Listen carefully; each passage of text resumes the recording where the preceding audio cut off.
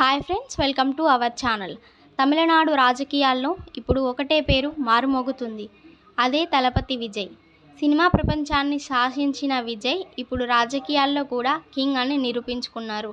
అయితే తాజాగా ఒక వార్త సోషల్ మీడియాను షేక్ చేస్తుంది. విజయ్ తన క్యాబినెట్లో నటి త్రిషకు కీలక పదవి ఇవ్వబోతున్నారా?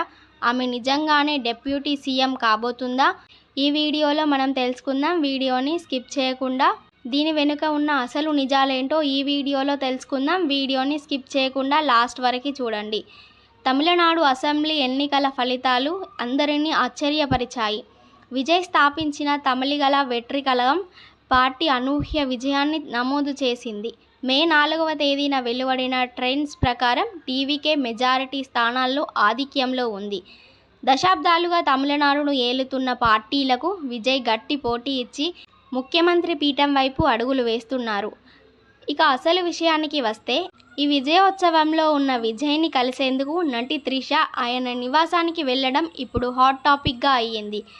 విజయ్ నివాసం నుండి బయటకు వస్తున్న సమయంలో త్రిష మీడియాకు థమ్సప్ చూపించడం చాలా మందికి అనుమానాలు కలిగించింది.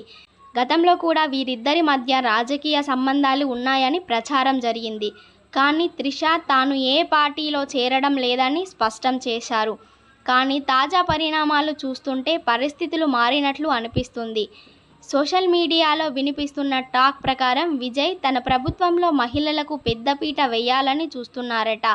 అందులో భాగంగానే తనతో పాటు ఎన్నో హిట్ సినిమాల్లో నటించిన మంచి పాపులారిటీ ఉన్న త్రిషను డెప్యూటీ సీఎంగా నియమించబోతున్నారనే ప్రచారం జరుగుతుంది.